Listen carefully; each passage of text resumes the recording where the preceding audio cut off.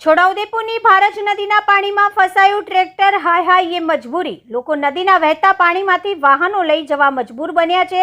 દ્રશ્યો આપ જોઈ રહ્યા છો। છોટાઉદેપુરના પાવી જેતપુર તાલુકાના સિહોદ ખાતે ભારજ નદી ઉપર આવેલો બ્રિજ 2 વર્ષ અગાઉ તૂટી ગયો હતો, જ્યારે 2 વખત ₹6 કરોડના ખર્ચે ઓલ વેધર ડાયવર્ઝન બનાવવામાં આવ્યા, જે નદીના ધસમસતા પાણીમાં ધોવાઈ ગયા હતા। ત્યારે હવે છોટાઉદેપુર જિલ્લાનો વાહન વ્યવહાર ખોરવાઈ ગયો છે અને પ્રજાએ 40 થી 50 કિલોમીટરનો ફેરો ફરીને સ્થળ ઉપર પહોંચવું પડે છે, જેના કારણે નાણાં અને સમયનો બગાડ થાય છે। પરંતુ શું કરે, મજબૂરી છે। ભારજ નદીના ધસમસતા પાણીમાંથી લોકો વાહનો લઈને પસાર થતા જોવા મળી રહ્યા છે। હાલ આ દ્રશ્યમાં જોઈ શકાય છે કે નદીમાં પાણી ટ્રેક્ટર નદી પસાર કરતા સમયે ફસાઈ ગયું હોય, ત્યારે બાઇક ચાલકો બાઇક લઈને નદી પસાર કરતા હોય તે વખતે ફસાઈ ગયા હોય તેમ જોવા મળી રહ્યા છે।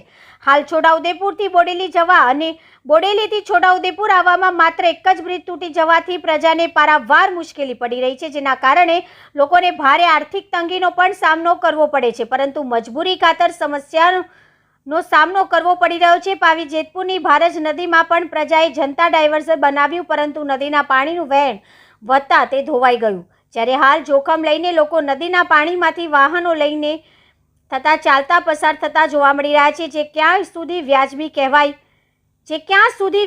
કહેવાય। તંત્ર દ્વારા વૈકલ્પિક વ્યવસ્થા વહેલી તકે કરવામાં આવે તેવી જિલ્લાવાસીઓની પ્રબળ માંગ ઉઠવા પામી છે।